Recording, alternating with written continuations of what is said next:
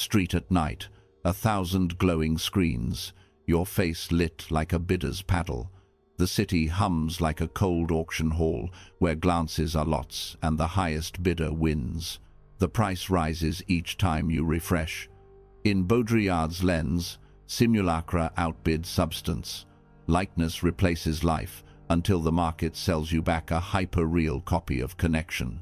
You mistake being chosen for being understood. The stage is crowded with glittering masks competing for your gaze, and the attention economy tallies every heartbeat you surrender. Some people, trained by spectacle, confuse applause with attachment. You are tempted to do the same. Desire becomes inventory, love a display. Meanwhile, the wheel spins.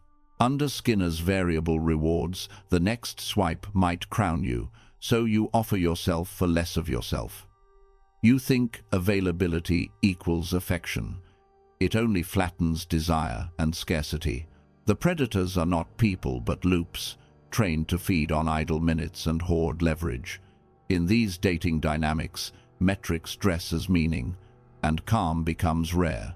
Set boundaries, and your standards harden into masculine sovereignty. Break them, and you rent your soul by the hour. You are not powerless. Your practices price you. Choose selection by values over performative signaling, or be sold to the highest bidder. If your eyes can be bought, your intimacy can be priced. Love reads like a system of signs. In Baudrillard's frame, images precede encounters. The symbol of closeness arrives before closeness. Profiles glow like icons, smiles prepared, captions confident. You negotiate with a representation, not a person. The mirror talks back on cue, and the mask fits better than skin. Under this logic, attention is priced and resold. Intimacy becomes collateral against volatility you cannot see.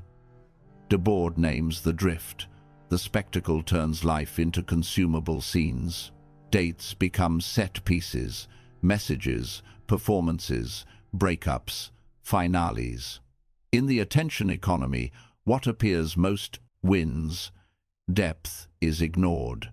You mistake being visible for being valued. Some people, under these incentives, decorate harder and delay the truth.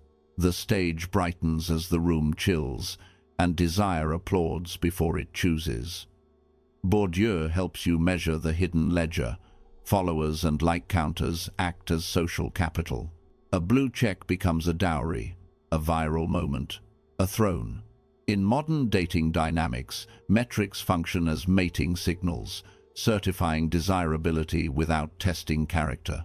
You optimize to keep the ledger green, curating, pruning, posing, until your standards shift from inner law to public scoreboard. Kahneman shows why it works. Salience bias drags your eye to the loud, the novel, the shiny. What you rehearse becomes what you want. Set boundaries, or the algorithm will set them for you. Practice selection by values, not volume. Rebuild masculine sovereignty from first principles. When the sign of love sells better than love, you will chase signs. You bring unspoken needs to the screen and watch them answer in your own voice. Freud would call it projection. The trait you avoid returns as a feed, naming your hunger. You don't ask if it knows you, you ask if it wants you. In the attention economy, that wish becomes credit, and you spend it posting, tapping, checking. You mistake being pursued for being safe, and your leverage thins with every refresh. Festinger describes the engine behind the mirror. Comparison. You measure yourself against silhouettes, not people, until an average stranger defines your worth. The stage rewards spectacle, not substance, so you draft a script that flatters the crowd. Some people, under these incentives, perform intimacy while avoiding risk. You begin to do the same. You become an understudy for your own life, rehearsing feelings you never had time to feel. Cialdini explains why the loop hardens. Social proof. Numbers crown narratives. A surge of approval reframes doubt as certainty. In modern dating dynamics, views impersonate vows, and thirst-bait trains desire to chase a scoreboard. You confuse frequency with care. Chess teaches that pawns can clog the board. Here, notifications march like pawns, trading minutes for position until your king's attention cannot move without permission. Baudrillard warns models arrive first, and reality limps after. You start loving the outline more than the person. Performative signaling becomes law. Silence feels like failure. Set boundaries, or the algorithm sets them. Choose selection by values and regain masculine sovereignty, or let mirrors set your terms. You are not captive.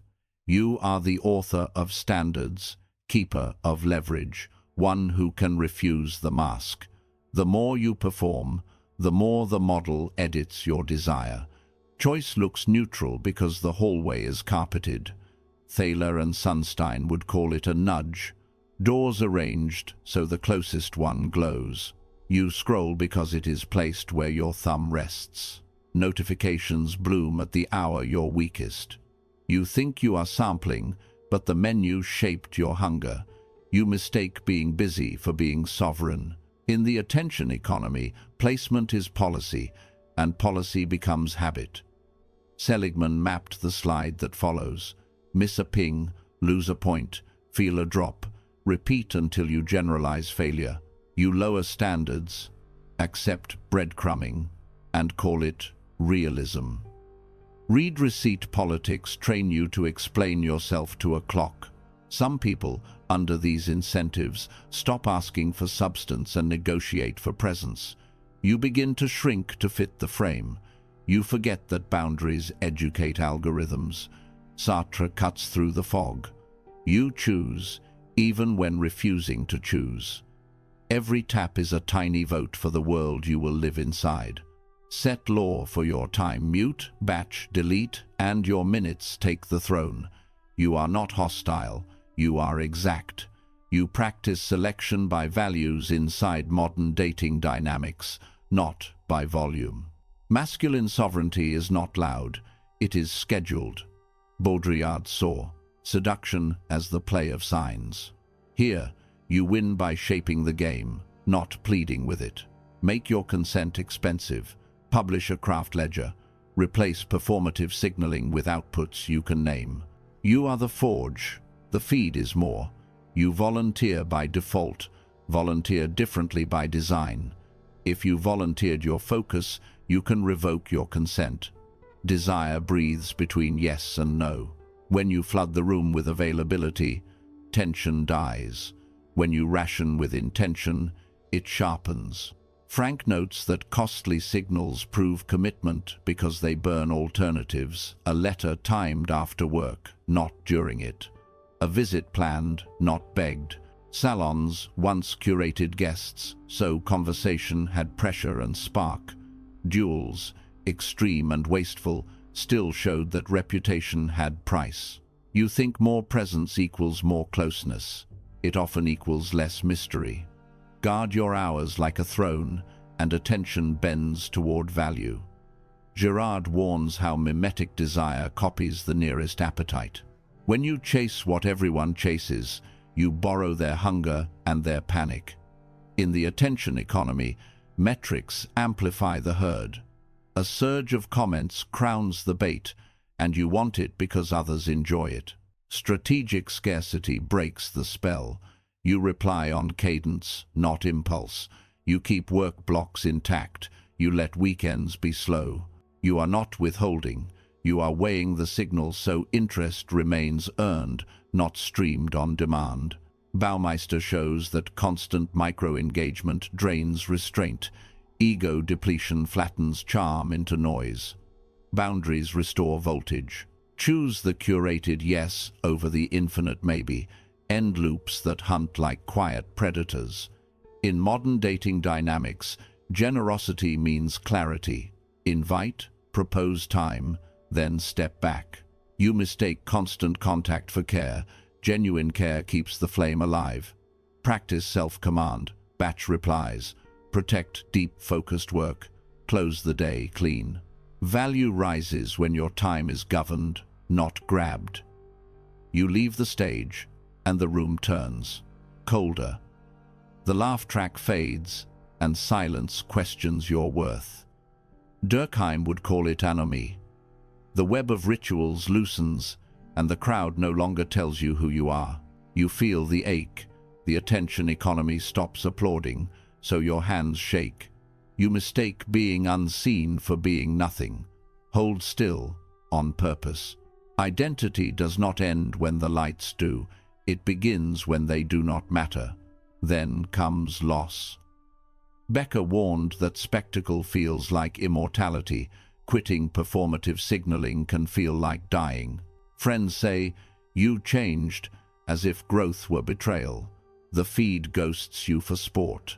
FOMO spikes at night. Some people, trained by constant confirmation, confuse your boundaries with contempt. You hold the mask and see it has you. Please return it to the fire and let it soften. Transitions, as Nehemiah maps, are ordeals. You will drop roles that once paid rent, and hunger for easy leverage will knock. Choose craft anyway. Choose selection by values over volume. In modern dating dynamics, your quiet reads like absence before it reads like character. You think noise is safety. It is only debt, schedule, solitude, and log outputs. Keep vows with your calendar until masculine sovereignty becomes ordinary. You did not lose a world. You lost an audience. The world remains. Practice the small courtesies. Say fewer words and keep exact times. A man who can endure mockery can govern desire and scarcity. Hold the frame in the abyss. The furnace is shaping you. After the stove, steel remembers the heat. Begin with will, not mood. William James argued that attention is the hinge of action. Where you hold it, you move. Set no perform windows like iron gates. 2 hours dawn, 2 hours dusk, silent to the feed. Open the ledger and write outputs, not optics. Today, pages drafted, drills done, calls made. You are the smith at the forge, and your time is more. In the attention economy, you purchase reality with a schedule. If you don't bid, the timeline bids for you. Now tighten control. Baumeister shows that self-regulation is a budget. Spend it slowly, in chunks. Draft reply laws, cadence, channel, purpose. No arguments in comments, no open loops at midnight. Batch responses, then lock the door. You mistake urgency for importance. You correct it with rules. Boundaries are not hostility. They're respect for tomorrow's clarity. This is masculine sovereignty practiced hourly. Keep a weekly solitude audit and list what actually renewed you. Then guard the symbol. Baudrillard warns that simulation advances by ritual. Answer with counter-rituals that restore weight. Publish a simple craft ledger, not performative signaling. Accept fewer invitations. Propose precise times. Invite to real scenes. Walk, workshop, work. In modern dating dynamics, your yes means something because your no has law behind it. Choose selection by values, not velocity. Play chess, not chase. Position first, then move. You think freedom is options. Freedom is standards guarded in daylight. Keep vows with your calendar. Let silence carry meaning daily. When your calendar becomes law, desire stops drifting. You are not negotiating with an algorithm. You are meeting a person with aims, fears, and standards. Nussbaum reminds you that objectification begins when a living will is treated like a tool. So you stop reading signs like price tags and start listening for principles. The mirror becomes useful. It shows your projection first. You think reaction equals care. It only measures your need. In the attention economy, respect begins when you name what you want and what you refuse. Bowlby points to attachment signals: proximity, responsiveness, and reliability. You practice empathy without surrender. You set boundaries that protect pace, not punish interest. You state your courtship principles and hold them, even when charm tests them. You mistake fast closeness for safe closeness. You correct it with cadence and clarity. In modern dating dynamics, masculine sovereignty is a quiet law you apply to your own behavior first. Baudrillard saw sign games everywhere. Panic is optional. You refuse performative signaling and choose selection by values, shared vows, compatible tempos, credible commitments. You invite real scenes and decline micro-dramas. You keep a simple relationship code and judge by follow-through. The throne here is mutual respect, not control. You build with those who reciprocate and release those who do not. When you honor agency, selection gets cleaner. Take an oath that costs you comfort. In Frank's logic, commitment is credible when it burns alternatives. Close loops, publish a craft ledger, limit channels. You mistake availability for generosity. Generosity is clarity. Choose selection by values, not applause. Write a relationship code and keep it when the charm leans against it. In the attention economy, price is time. Pay it to what you intend to keep. Guard your throne with a schedule. Let invitations pass without panic. Honest scarcity protects intimacy deeply. Aristotle points to the floor of your day. Habits mold the man, make hours obedient. Open and close with 4 moves. Plan, work, review, release. You mistake momentum for mastery. Mastery is repetition under law. Keep reply cadence, batch the noise, protect deep work. Masculine sovereignty is not a pose, but a calendar you can defend. Audit your attention quarterly. Measure output over optics. Strike any practice that erodes self-respect. Baudrillard warns that symbols are either hollow or hollow.